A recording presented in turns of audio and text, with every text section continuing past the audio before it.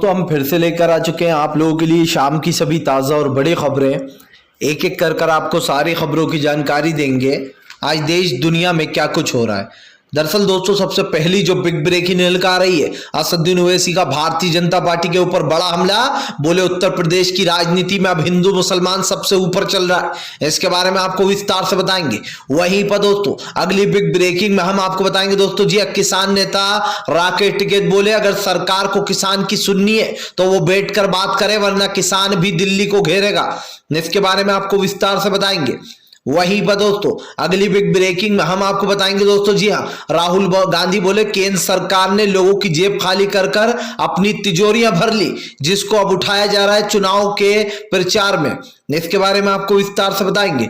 वहीं पर दोस्तों जम्मू कश्मीर में भारतीय जनता पार्टी के खिलाफ भयंकर विरोध, दरअसल फर्जी इनकाउंटर किए जा रहा है। इसके बारे में भी आपको विस्तार से बताएंगे। वहीं पर दोस्तों अगली बिग ब्रेकिंग में हम आपको बताएंगे रवीश कुमार का भारतीय जनता पार्टी के ऊपर बड़ा हमला। बोले डोकलाम में लगातार चीन अपने गांव बसाता जा रहा है, आखिर क्या है सरकार की रणनीति, इसके बारे में भी आपको विस्तार से बताएंगे। वहीं पर दोस्तों खुले में नमाज को लेकर हिंदू भाइयों का बड़ा बयान। बोले फिलहाल हमें कोई परेशानी नहीं, जी हाँ, ये नफरती लोग हैं जो हिंदू मुसलमान कर रहा है। इसके बारे में भी आपको विस्तार से बताएंगे। वहीं पर दोस्तों केशव प्रसाद मौर्य का एक वीडियो हुआ वायरल, जिसमें मौर्य को पड़ रही हैं जमकर भद्दी भद्दी गालियां। इसके बारे में भी आपको विस्तार से बताएंगे। वहीं पर दोस्तों शरद पवार का भारतीय जनता पार्टी के ऊपर बड़ा हमला। बोले बीजेपी लोगों को ईडी और सीबीआई के द्वारा झूठे केसों में फंसाती है, जी हाँ, बदला लेंगे। इसके बारे में भी आपको विस्तार से बताएंगे।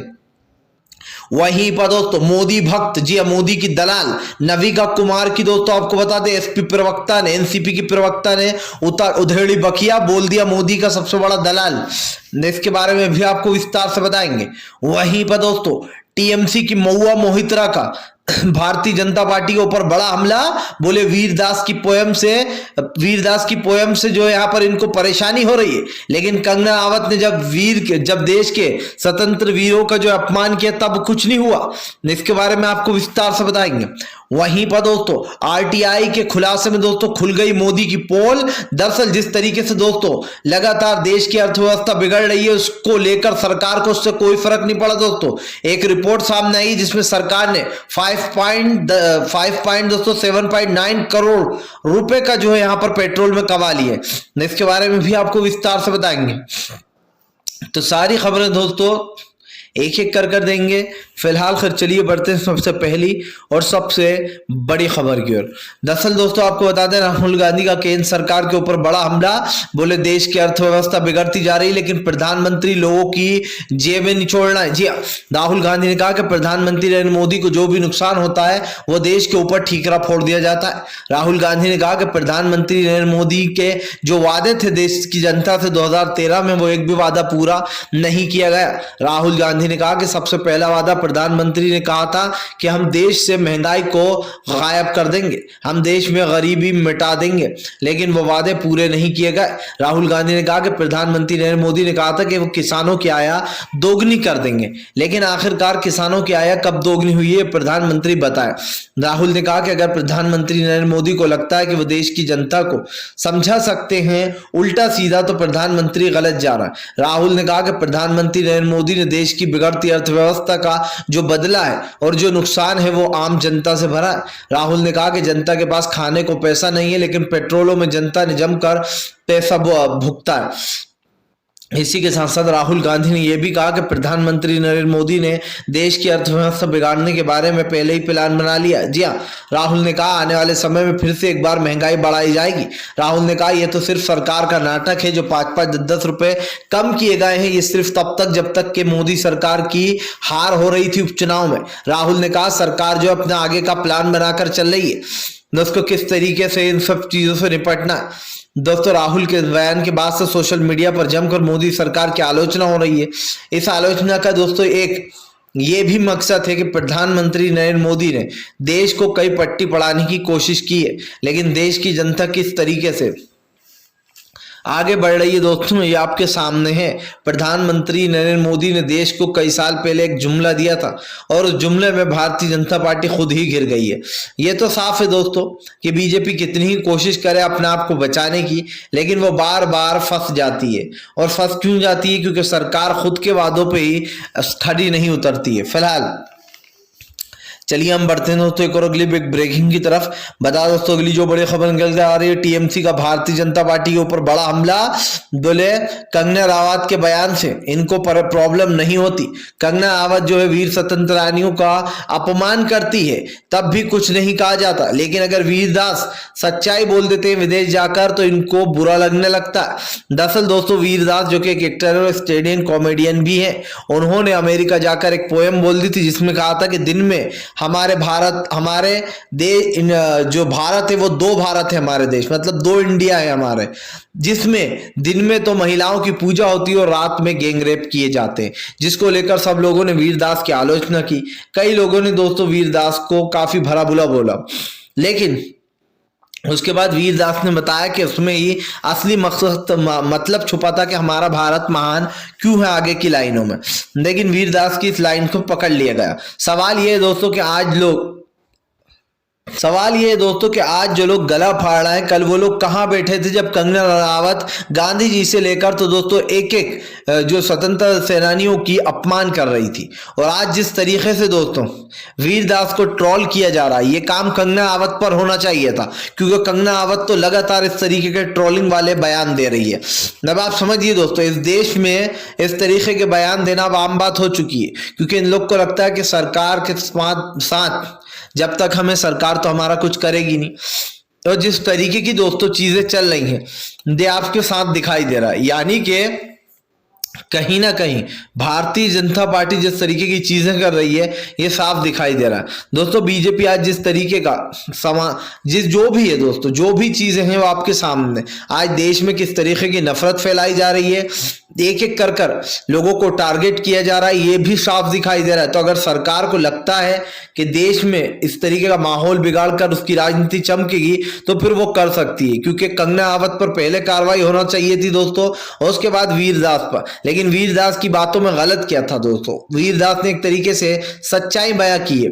फिलहाल खैर चलिए हम बढ़ते हैं दोस्तों एक और अगली बिग ब्रेकिंग की तरफ। बता दोस्तों अगली जो बड़ी खबर निकल कर आ रही, किसान नेता राकेश टिकैत का भारतीय जनता पार्टी के ऊपर बड़ा हमला। बोले अगर प्रधानमंत्री नरेंद्र मोदी को इतनी ही चिंता हो रही है तो किसानों से बात कर ले सरकार। दरअसल दोस्तों एक बार फिर से राकेश टिकैत ने सरकार के ऊपर अपना गुस्सा निकाला। किसान नेता राकेश टिकैत का कहना है कि अगर प्रधानमंत्री नरेंद्र मोदी को लगता है कि वो सत्ताधारियों को बचा लेंगे तो वो गलत समझ रहा है। राकेश टिकैत ने कहा अभी तक अजय मिश्रा का इस्तीफा नहीं हुआ और अजय मिश्रा का इस्तीफा न लेना इस बात का सबूत है कि प्रधानमंत्री हो या फिर योगी आदित्यनाथ हो, वो अजय मिश्रा को बचाने की पूरी कोशिश कर रहा है। राकेश टिकैत ने कहा 26 तारीख को बड़े फैसले लिए जाएंगे और ये ऐसे फैसले होंगे जो बीजेपी के खिलाफ होंगे। किसान नेता राकेश टिकैत ने कहा कि अब सरकार को समझ में आएगा किसानों से लड़ना और झगड़ना कितना मुश्किल पड़ेगा सरकार को। दरअसल दोस्तों ये साफ दिखाई दे रहा है कि फिलहाल इस वक्त सरकार पूरी तरीके से घिर चुकी है। जो किसानों के मुद्दे हैं दोस्तों उन पर बातें नहीं की जा रही हैं, सरकार और आम जनता आपस में ही भिड़ती हुई नजर आ रही है। राकेश टिकैत ने कहा कि सरकार सिर्फ अडानी और अंबानी के लिए सोच रही है, क्योंकि अगर किसान के लिए सोचती तो किसानों के मुद्दे पर बात भी करती। राकेश टिकैत ने कहा कि अगर सरकार किसान के मुद्दे पर बात नहीं करेगी तो फिलहाल हमें अच्छे से आता है इस सरकार को सबक सिखाना। राकेश टिकैत के इस बयान के बाद से दोस्तों सोशल मीडिया पर जमकर सरकार की आलोचना हो रही है, क्योंकि सरकार ने दोस्तों किसानों को जो जुमला दिया था वो जुमला भी पूरा नहीं हुआ। मोदी जी को इसीलिए जुमलेबाज बोला जाता है कि इनके जो वादे होते हैं चाहे वो आम जनता से हो या फिर दोस्तों इन लोगों से हो, सबसे वादे कर कर मुकर जाने वाली सरकार है ये। फिलहाल खैर चलिए हम बढ़ते हैं दोस्तों एक और अगली बिग ब्रेकिंग की तरफ। बता दोस्तों अगली जो बड़ी खबर निकल कर आ रही, नविका कुमार की दोस्तों एनसीबी की प्रवक्ता ने उखेड़ी बखिया, बता डाला मोदी की सबसे बड़ी दलाल। दरअसल दोस्तों ये जो है यहाँ पर सीधे सीधे जो नविका कुमार है ये एक मोदी की सबसे बड़ी चाटुकारिता है। क्यों है दोस्तों? क्योंकि आपने देखा कि इस महिला ने, कंगना रावत, देश का अपमान करती रही और ये हंसती रही कि मैं समझ रही हूं आप क्या कहना चाह रही हैं, 2014 में कैसे देश आजाद हुआ। मतलब मोदी की तारीफ हो रही थी और उधर हमारे देश के जो वीर हैं दोस्तों, जिन्होंने अपनी जान देकर देश को आजाद कराया, उन लोगों का मजाक उड़ते हुए ये नविका कुमार हंस रही थी। और राहुल गांधी को इसने लाइव गाली भी दी थी, फिर माफी भी मांगी थी कि मुझसे फिलोल में वो वर्ड निकल गया। अब दोस्तों सबसे बड़ी बात, कल एक मुद्दे को लेकर बहस हो रही थी, जिस मुद्दे में दोस्तों आपको बता दें नविका कुमार ने कई लोगों को बुलाकर बिठाया अपनी डिबेट में, जिसमें एनसीपी की प्रवक्ता, दोस्तों जी हाँ, एनसीपी की जो प्रवक्ता थी विधि चौहान, दोस्तों विधिया चौहान ने दोस्तों इनकी अच्छे से बखिया उखेड़ डाली। विधिया चौहान ने कहा कि आप जो जनता को गलत सलत खबरें देती हो, वो जो पट्टी पढ़ा रही हो, उसका खुलासा तो हमें करना ही पड़ेगा। नविका कुमार की बखिया उखेड़ते हुए दोस्तों विधिया चौहान ने कहा कि फिलहाल आप बीजेपी की बहुत बड़ी दलाल हो और आपको बीजेपी पैसा देती है, आपका चैनल गोदी मीडिया, इसलिए आप तो मोदी की तरफदारी करोगे ही, आप तो गोदीगिरी करोगे ही। बस फिर क्या था दोस्तों, इस बयान के बाद से सोशल मीडिया पर जमकर बहस सी चल गई। सोशल मीडिया पर दोस्तों एक के बाद एक मोदी सरकार की आलोचना होने लगी। साफ दिखाई दे रहा है दोस्तों, चाहे नविका कुमार हो या फिर कोई और हो, प्रधानमंत्री नरेंद्र मोदी को लेकर हर कोई जो है यहाँ पर अपनी प्रतिक्रिया दे रहा है। और दोस्तों नविका कुमार वो महिला है जिसने कंगना रावत को बढ़ावा दिया था, वीर जो जिस तरीके से कंगना रावत ने हमारे देश की आजादी को भीख में मिला हुआ बता दिया था। जी हाँ, और दोस्तों ये साफ था कि नविका कुमार उस बात से कहीं ना कहीं वो रखती हैं कंगना रावत के साथ जो यहाँ पर दोस्तों सेम टू सेम वही सोच, क्योंकि नविका कुमार को अगर वो बात बुरी लगती दोस्तों तो उसी वक्त उनको बोलना चाहिए था कि आप जो बोल रही हैं वो सरासर गलत है। लेकिन नविका कुमार ने क्या किया, कंगना रावत की बात पर हंस दी कि 2024 में ही आजादी मिली। भाई क्यों ना हंसे, क्योंकि उस वक्त मोदी की तारीफ हो रही थी और 2014 में मोदी आए थे, तो इनका कहने का मतलब यही था कि 2014 में हमें आजादी मिली है। फिलहाल खैर चलिए हम बढ़ते हैं दोस्तों एक और अगली बिग ब्रेकिंग की तरफ। बता दोस्तों अगली जो बड़ी खबर निकल कर आ रही, केशव प्रसाद मौर्य को पड़ी भद्दी भद्दी गालियां, वीडियो हुआ सोशल मीडिया पर वायरल। दरअसल दोस्तों इन दिनों जो यहाँ पर सोशल मीडिया पर एक वीडियो वायरल हो रहा है, जिसमें दोस्तों केशव प्रसाद मौर्य को कुछ लोगों ने घेर लिया और उस वीडियो में दोस्तों केशव प्रसाद मौर्य को घेर कर उनको भद्दी भद्दी गालियां दी जा रही हैं और उनसे अपमानजनक टिप्पणियां की जा रही हैं। हालांकि दोस्तों हम इस वीडियो की पुष्टि नहीं करते हैं क्योंकि ये एक वायरल वीडियो है। अब दोस्तों इस वायरल वीडियो का जो सोशल मीडिया पर जमकर केशव प्रसाद मौर्य का मजाक बन रहा है, लेकिन दोस्तों इस वीडियो में जिस तरीके की गाली गुप्तार दी गई है, हम यही कहना चाहेंगे कि फिलहाल कोई भी हो किसी के साथ ऐसा नहीं करना चाहिए। लेकिन दोस्तों आपको बता दें भाजपा के खिलाफ लोगों को गुस्सा इस तरीके से फूटता है कि फिर लोग भूल जाते हैं कि वो क्या भाषा का यूज कर रहे हैं, क्योंकि इस वक्त देश की हालात क्या है दोस्तों और किस तरीके की राजनीति चल रही है ये आपके सामने है। तो देश में कहीं ना कहीं एक हिंसक माहौल बनाया जा रहा है और जिस तरीके का हिंसक माहौल बनाया जा रहा है ये दोस्तों आम जनता देख ही रही है। फिलहाल खैर चलिए हम बढ़ते हैं दोस्तों एक और अगली बिग ब्रेकिंग की तरफ। बता दोस्तों अगली जो बड़ी खबर निकल कर आ रही है, असदुद्दीन ओवैसी का बड़ा ऐलान, बोले महाराष्ट्र में दिलाएंगे आरक्षण। जी हाँ, दरअसल दोस्तों अब असदुद्दीन ओवैसी ने महाराष्ट्र में लोगों को आरक्षण दिलाने की बात कर दी है। असदुद्दीन ओवैसी का कहना है कि फिलहाल महाराष्ट्र में जैसे ही चुनाव आएंगे और सरकार बनेगी वैसे ही अब आरक्षण दिलाएंगे हम सबको। आपको बताते चलूं दोस्तों असदुद्दीन ओवैसी जगह जगह अपनी पार्टी को लॉन्च भी कर रहा है, जहां जहां उनकी पार्टी लॉन्च नहीं है। अब की बार ओवैसी ने ऐलान किया है कि वो फिलहाल राजस्थान जाकर भी चुनाव लड़ेंगे और वहां पर पार्टी का गठन करेंगे, जिसके बाद सोशल मीडिया पर जमकर हल्ला हो रहा है। वहीं पर दूसरी तरफ आपको बता दें असदुद्दीन ओवैसी को वोट कटवा भी बोला जा रहा है, क्योंकि यहां पर असदुद्दीन ओवैसी को लेकर कई मुस्लिम समुदाय के लोग नाराज हैं। उनका साफ कहना है कि उत्तर प्रदेश में माहौल बिगाड़ने के लिए ओवैसी आ रहे हैं और ओवैसी अगर आएंगे तो फिलहाल बीजेपी मजबूत होगी, ये साफ है। लेकिन दोस्तों अब ओवैसी की जो भी है उनका भले ही वो जानबूझकर करते हैं, यानी ये मैं नहीं कह सकता दोस्तों, लेकिन ओवैसी को बायकॉट जरूर कर रहे हैं लोग, क्योंकि दोस्तों आप देख लीजिए सपा को पूरा समर्थन मिल रहा है और जिस तरीके से सपा ने इन बीते दिनों में बीजेपी को मात दी है दोस्तों, लगातार पॉपुलैरिटी अखिलेश की बढ़ती जा रही है। इससे साफ दिखाई दे रहा है दोस्तों कि अब की बार सपा की सरकार आकर रहेगी और टीएमसी को जिस तरीके से हिंदू मुस्लिम भाइयों ने एकजुट होकर जिताया था, अब की बार बीजेपी का बुरी तरीके से वैसा हाल होगा और फिर से एक बार सपा की जीत होगी यहां पर। फिलहाल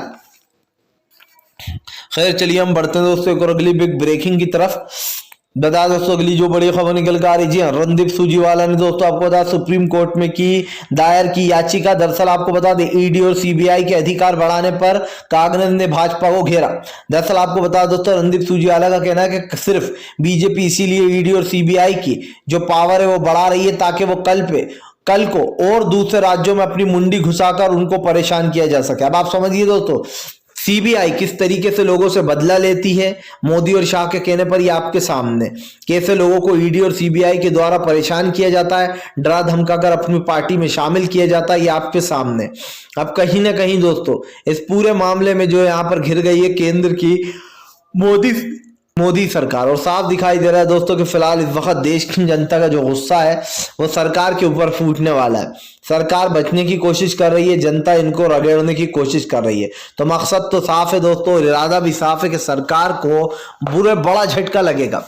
बड़ा झटका इसलिए भी लगेगा दोस्तों क्योंकि लगातार सरकार जिस तरीके के काम कर रही है यह आम जनता को पसंद नहीं आ रहा है और जनता इस चीज का बदला भी लेगी। यही है दोस्तों कि फिलहाल जनता को गुस्सा आ रहा है न, जनता अपनी बातों से सीधा सीधा प्रधानमंत्री नरेंद्र मोदी को भी घेर रही है। फिलहाल खैर चलिए हम बढ़ते हैं दोस्तों एक और अगली बिग ब्रेकिंग की तरफ। बता दोस्तों अगली जो बड़ी खबर निकल कर आ रही है, दरअसल दोस्तों आपको बता दें एक बार फिर से बढ़ गई वानखेड़े की मुश्किलें। नवाब मलिक ने एक और सर्टिफिकेट किया जारी जिसमें दोस्तों आपको बता दें समीर ने अपना नाम लिखा है, समीर दाऊद वानखेड़े। जी हाँ दोस्तों, और ये इसका स्कूल का वो है दोस्तों सर्टिफिकेट जिसमें अब वानखेड़े की नौकरी जाएगी और इसको गिरफ्तार होने से कोई नहीं बचा सकता। साफ दिखाई दे रहा है दोस्तों महाराष्ट्र की जो लड़ाई शुरू हुई थी आर्यन खान को लेकर, कभी भी समीर वानखेड़े ने यह नहीं सोचा था कि फिलहाल वो इतनी बुरी तरीके से फंस जाएगा। दोस्तों साफ दिखाई दे रहा है समीर वानखेड़े ने एक प्लान बनाया था और उस प्लान के तहत दोस्तों आर्यन खान को गिरफ्तार किया गया था। यानी कि आर्यन खान की गिरफ्तारी को लेकर जिस तरीके झूठ फैलाया गया था और आर्यन खान को फंसाने की कोशिश की गई थी समीर वानखेड़े और पी गोस्वामी की तरफ से दोस्तों, अब इन दोनों के ऊपर चरखा चल रहा है। हालांकि पी गोस्वामी तो पहले से ही जेल में सड़ रहा है, लेकिन अब ये भी बुरी तरीके से फंस गया। साफ दिखाई दे रहा है दोस्तों कि आने वाले समय में समीर वानखेड़े की नौकरी तो जाएगी ही जाएगी, लेकिन इसके ऊपर एक बड़ा एक्शन भी लिया जाएगा क्योंकि किसी के उससे वसूली करना और सिर्फ इसलिए फंसाना लोगों को दोस्तों कि वो अमीर माँ बाप के बच्चे हैं, तो ये कहीं ना कहीं गलत है। फिलहाल खैर चलिए हम बढ़ते हैं दोस्तों एक और अगली बिग ब्रेकिंग की तरफ। बता दोस्तों अगली जो बड़ी खबर निकल कर आ रही, शरद पवार का भारतीय जनता पार्टी के ऊपर बड़ा हमला, बोले बीजेपी से एक एक आंसू का बदला ले लेंगे। जी हाँ, दरअसल दोस्तों आजकल जो यहाँ पर अनिल विज को परेशान किया जा रहा है, जिस तरीके से उप मंत्री को परेशान किया जा रहा है दोस्तों वसूली मामले में, उसको लेकर अब एनसीपी नेता शरद पवार ने पहली बार अपना बयान दिया। उनका कहना है कि फिलहाल बीजेपी ये जानबूझकर कर रही है और जानबूझकर फंसाने की कोशिश की जा रही है अनिल देशमुख को। एनसीपी नेता शरद पवार ने कहा है कि अब हम आ रहे हैं, अब हम बीजेपी को भी सबक सिखाएंगे। अब बीजेपी को पता चलेगा कि लोगों को झूठे तरीके से केसों में फंसाना कितना गलत है। दोस्तों शरद पवार के बयान के बाद से सोशल मीडिया पर जमकर शरद पवार की तारीफ हो रही है, क्योंकि शरद पवार ने फेस टू फेस बीजेपी को चैलेंज दे डाला कि जो लोग भी जिस तरीके की संस्थाओं का दोस्तों दुरुपयोग कर रहा है उनको सबक पड़ेगा। यानी कि उनको दोस्तों अब सवालों के जवाब देना ही होंगे। जो सरकार किसानों को गलत बता रही है, जो सरकार लोगों को डराने धमकाने की कोशिश कर रही है, अब उसको बड़ा झटका लगेगा। फिलहाल खैर चलिए हम बढ़ते हैं दोस्तों एक और अगली बिग ब्रेकिंग की तरफ। बता दोस्तों अगली जो बड़ी खबर निकल कर आ रही, जी हाँ, दरअसल दोस्तों आपको बता दें भारतीय जनता पार्टी को लगा एक और बड़ा झटका, टीएमसी ने खोला बीजेपी के खिलाफ मोर्चा। जी हाँ, दरअसल दोस्तों टीएमसी का कहना है कि फिलहाल भारतीय जनता पार्टी देश में पेट्रोल डीजल के दाम लगातार महंगाई कर रही है और जो है हमसे कम करने की बात कर रही है। ममता बनर्जी ने कहा कि प्रधानमंत्री नरेंद्र मोदी ने पेट्रोल पर काफी एक्साइज ड्यूटी बढ़ा रखी है, जिससे कि वो जानबूझकर राज्यों पर दबाव डाल रहा है कि वो पैसा कम करें। जबकि ममता बनर्जी ने कहा कि पेट्रोल डीजल का पैसा खुद केंद्र सरकार ने महंगा कर रखा है और इतनी महंगाई बढ़ा दी है कि फिलहाल पेट्रोल डीजल का पैसे कम किए जा ही नहीं सकते। ममता बनर्जी ने कहा कि बीजेपी सिर्फ दिखावा करती है और वो लोगों को भ्रमित करने की कोशिश कर रही है।